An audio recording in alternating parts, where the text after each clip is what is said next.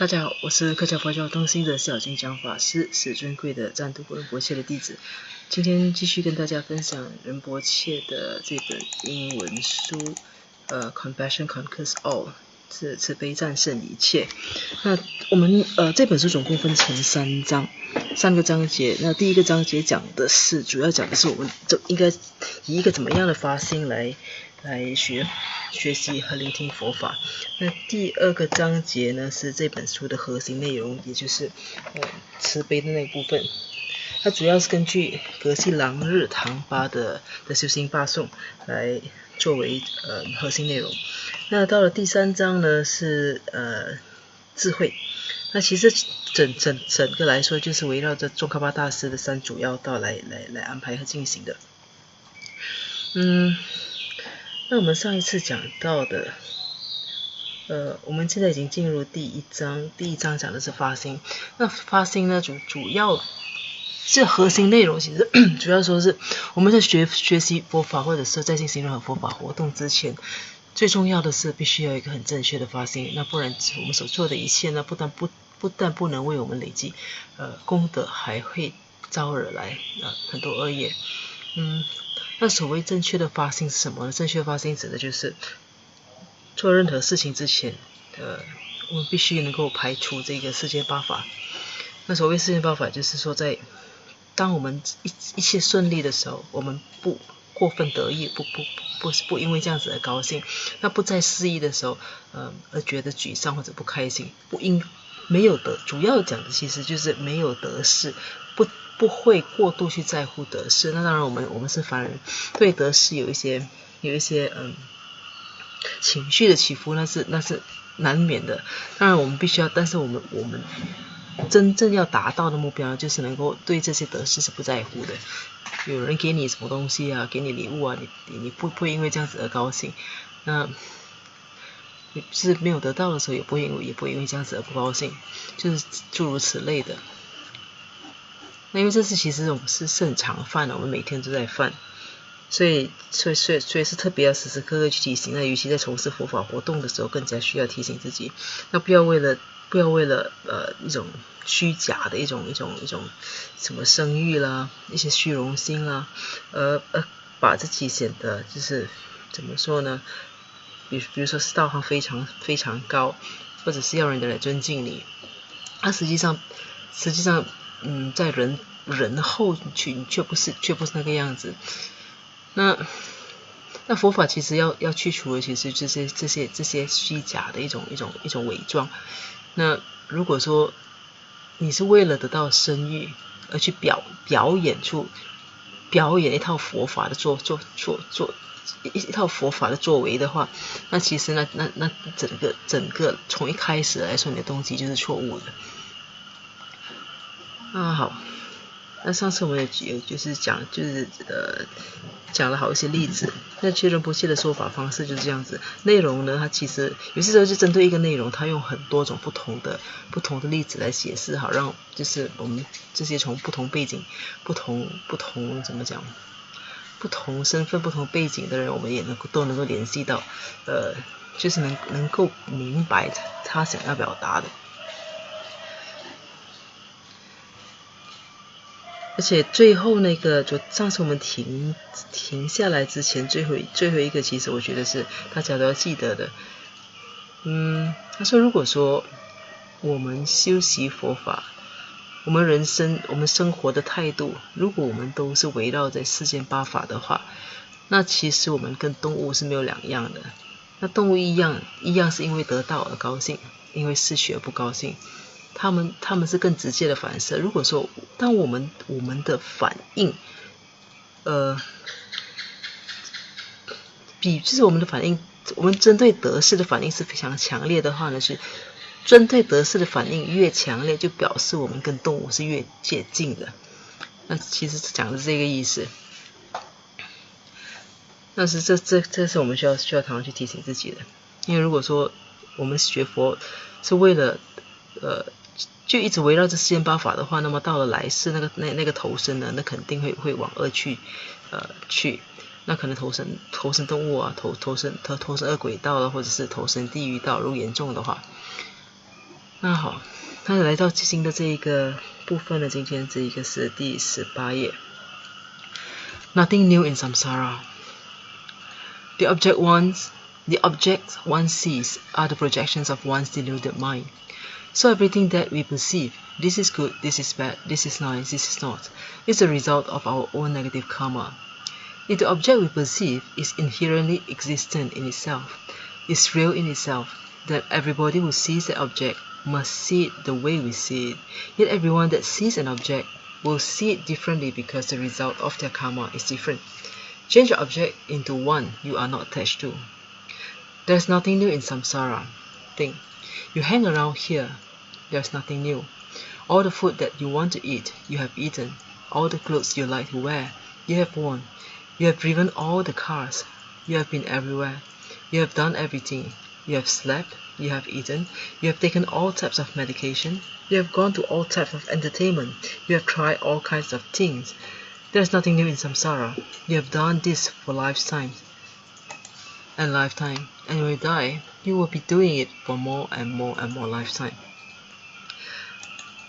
这个呢，他说，其实我们所看到的客体，就是我简单来讲，如果不用客体这个字，就是我们所看到的事物。那我们所看到的事物，其实都是我们本身的投射。那投射来自我们充满妄想的一个心识。那所以我们认知的一切，无论是好的、坏的、美的、丑的等等，那都来自于我们本身的恶业。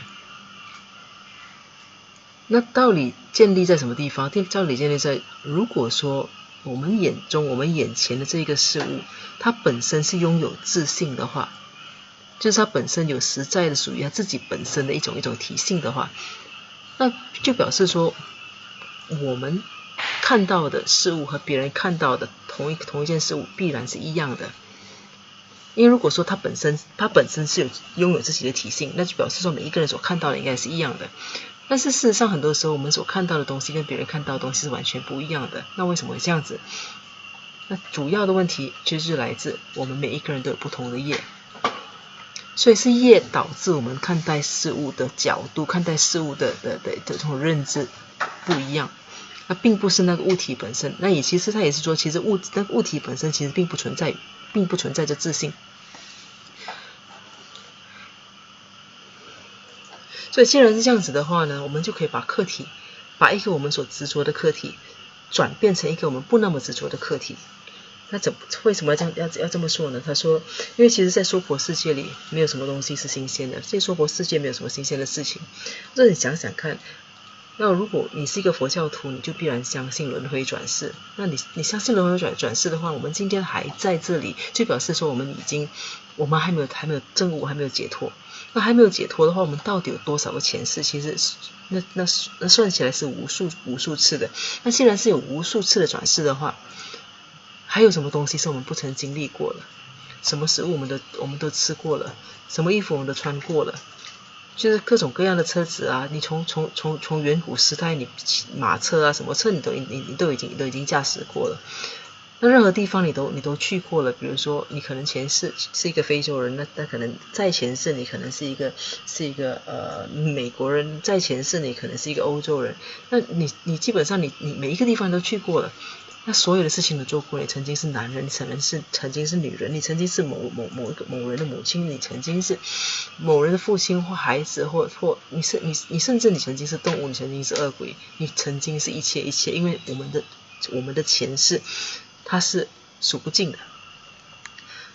那你所尝试过的东西也等于是说数不完的。你想象你这辈子，你这一生人里那几十年的时间，你尝试了多少东西？那你想象你用这个几十年的时间所经历过的东西乘以无数个转世的话，你有什么东西没试过？那所有的娱乐你也都尝试过了。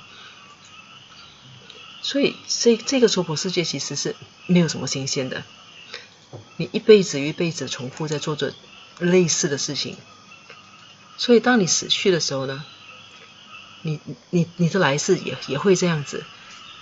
如果说你没有任何不打算做出任何改变的话，那来世也会是这样子。那差别在哪里？差别在于你所投生的地方不一样而已。那你可能这一辈子是人，那下一辈子可能就投生为动物。那你动物其实也不是什么新鲜事，因为你的无数个前世之前你曾经是动物，你可能是狗，你可能是大象，你可能是蛇，你可能是任何东西。那你可能投生恶鬼道，那你说恶鬼道新鲜吗？也不是，你的无数个转世里，你曾经在恶鬼道已经经历过了，所以其实没有什么新鲜，其实它只不过是一个不断的一个轮回而已。那所以佛法整个的方向，整个的目的呢，就是要我们从这样子的一种轮回中解脱出来。为什么从轮回中解脱呢？因为这样子的轮回，它其实并没有给我们带来真正的什么好处，也不会给我们带来快乐。那有的其实就是所有不断的，就是一种被动的期待和一种痛苦而已。所以在娑婆世界里面，没有什么是新鲜的。There's nothing new in samsara. There's nothing exciting to hang around for. There's nothing exciting to be attached to. Everything is the same. So shouldn't we practice the Dharma, free of 8 worldly concerns, to become a Buddha, to benefit others? Wouldn't that be a breath of fresh air? If we do things on the basis of the 8 worldly concerns, we will not have true happiness. In fact, we will have more suffering. Whether we practice the Dharma or not, sufferings come about by wrong actions. Wrong actions come about by wrong motive. So whether you have the wrong motive and do wrong actions through the Dharma or not, it does not matter. It does not matter. 他说，这其实延续刚才的内容。是啊，娑婆世界没有什么是新鲜的。其实原本娑婆这2个字，它的意思就是痛苦的一个轮回的意思。但是娑婆世界没有什么是新鲜，也没有什么东西是令人期待和兴奋的，也没有什么是值得我们去执着的。那其实一切都是一样的。那既然如此的话，那为什么我们不去好好修习佛法呢？好好的就以一种免于世间八法的一个角度来修习佛法。那修习佛法的目的就是成佛，那成佛的目的是能够去造福，去利益众生。他讲，那这岂不是一件更好的事情吗？因为其实怎么说呢？刚才就是讲你想象你自己本身慢慢去想一下那一个轮回，你不管怎么转都好，它始终还是在轮回里。那你唯一要不同的，如果说你要尝试一些不同的东西，那既然都已经痛苦了那么多事了，那唯一要不同的东西，那就是换一个角度，换一个方式，我们不再受世间八法所影响，就以一个出离的这种态度去学习佛法。那当你摆脱这样子的一种就是长期坚持去这么做之后，那你就有可能从这个怎么说呢？从这个轮回中解脱，那继而可能再进一步呢，就是成佛。那成佛就是能够利会其他人。那这样子的话，那岂不是一个怎么说？那岂不是一个更好的一件事情呢？更值得期待的，因为毕竟那至少那是你不曾做过的，而且你不需要不断的在这样子的一个轮回里。那如果说我们做事情，我们的发心，我们的动机是世间八法的话，我们将不会得到快乐。那为什么这么说呢？你想象世间八法是什么东西？我们再重复一下，就其中一个很简单的，就是拥有声誉的时候你是高兴的，那你的名誉扫地的时候你是不高兴的。那其实如果说你在乎的，这表示说你在乎的是名誉。那如果你受着名誉来牵引的话，你怎么可能得到真正的快乐呢？因为你的名誉并不是由你来决定的，你的名誉其实是可以由别人来决定的。就是别人怎么看你，那就是他眼中的你。如果这样子的一种看法是由很多人组成的话，那其实大部分的人都用某种看法来看你的话，那其实你的名誉就已经是变成，不管事实是怎么样，你的名誉就是那样子。你不是这件事情根本不受到你的控制，那你怎么可能会高兴呢？那你每天就会因为别人说你好而高兴一些，或者别人说你不好，你就变得不开心。你是完全活在一种怎么说呢？是一种牢狱里。所以世间八法呢，其实是一个牢狱，是一个其实是你身不由己、你不由自主的一个监狱。所以如果说你所做的一切是围绕着世间八法的话呢，我们将会有很多痛苦。不管你有没有在修持佛法都好，你必然是有很多痛苦的。其实我们可以看到，其实这些其实是一个非常非常日常的例子。比如说你会看到每天报章上可能有一些人自杀了，那看一下自杀的原因，自杀的原因是可能失业了，可能失恋了，可能大学考不上了。那是什么原因？那些都是因为得不到，因为把得失看得太大了，所以却走向这条路，所以这就是世间八法惹的麻烦。那所以呢，这些讲的是这些痛苦呢，都来自一些错误的一种行为，而这种错误的一种行为呢，就来自一个错误的动机。所以我们常常讲身语意，身语意，其实很多东西我们的行为其实是由我们的意念、我们的想法来决定的。从一个想法制造了一个行为，那个行为呢，就导致了一个后果。那个后果本身，它其实它种下的东西，它就是一个业。那个业呢，就导致我们痛苦。所以，不管你在做些什么东西，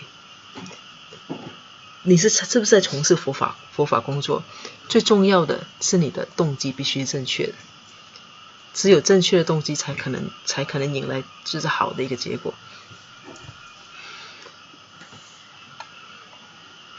好，那接下去到这个下一个小题 ，No choice, nothing lasts， 就是没有选择，因为没有什么东西是可以永久存在的。You must realize that everything is impermanent by nature. No choice, nothing lasts. What is the definition of impermanence?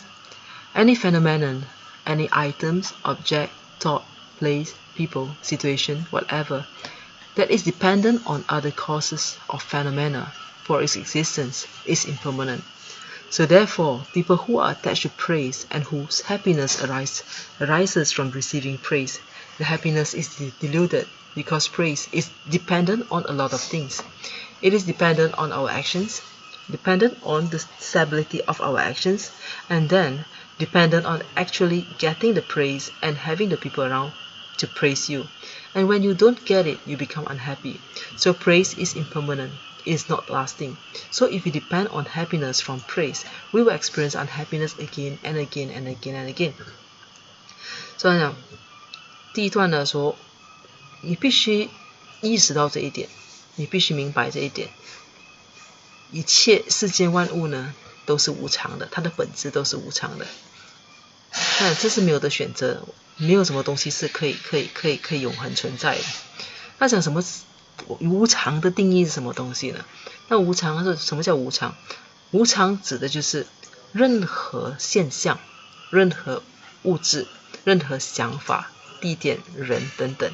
任何东西，只要它的存在是仰赖超过一个元素，超过一个原因的话呢，它就是无常的。任何事物的存在，如果它仰赖的是超过一个元素、一个原因的话，它就会是无常的。那因此，人们那些非常执着于赞美的，就刚才我举的例子，非常执着于赞美的人，他们的快乐都来自于得到赞美。这些人这样子的快乐其实是虚妄的，是假的，因为这个赞美本身呢，它依赖太多的元素，太多的就是它需要的条件太多了。它受什么影响？基本上它依赖什么元素呢？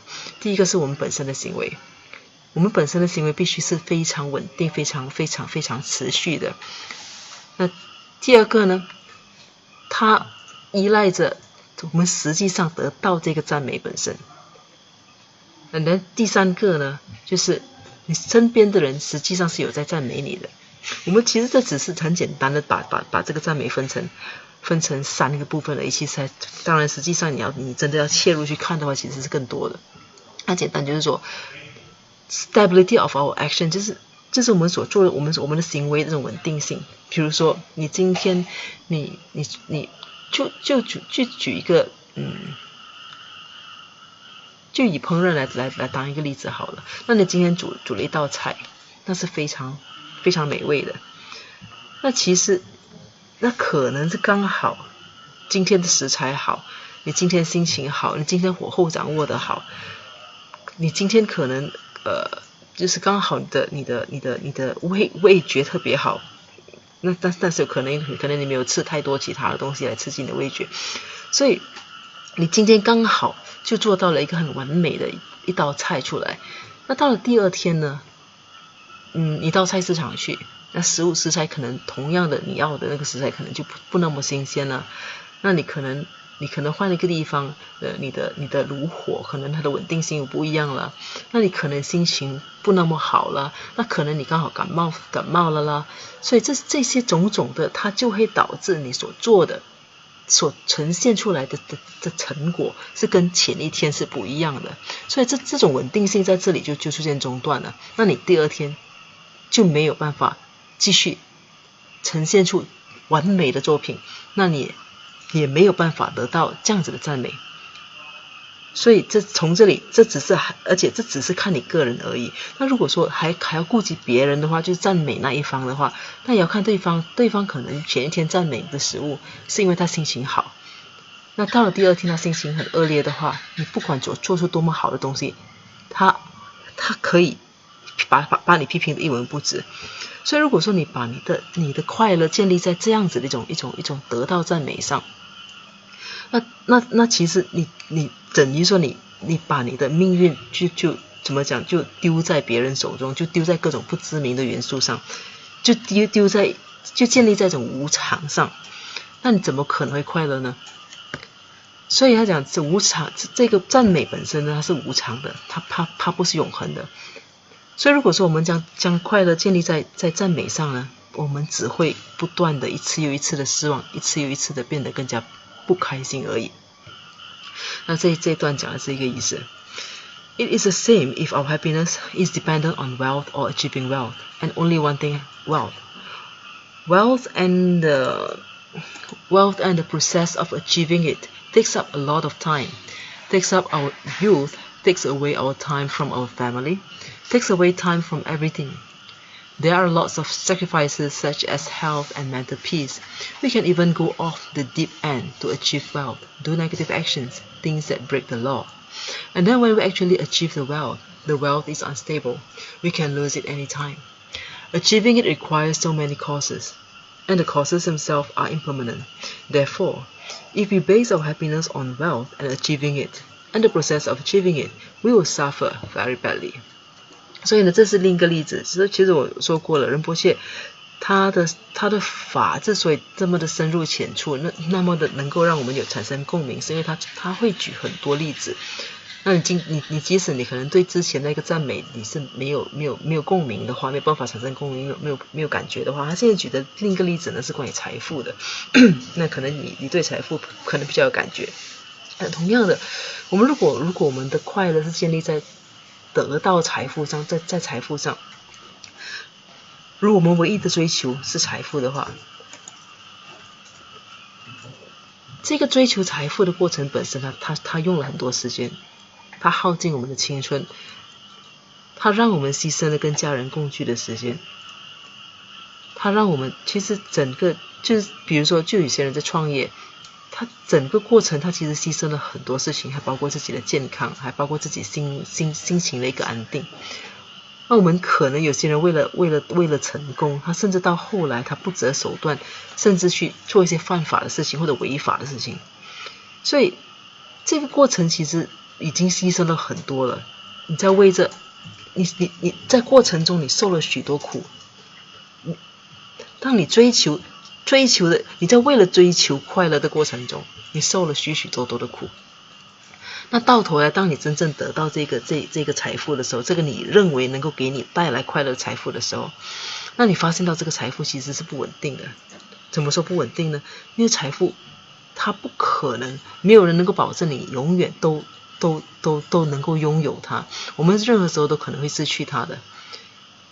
比如说你今天你好不容易你赚到了上百万上成千万，那你可能再继续投资下去，那投资来一个像几年前发生过的金融风暴，那从金融风暴期间呢，许多人一夜之间失去了一切，那辛辛苦苦累积了几十年财富呢，就一夜之间就不见了。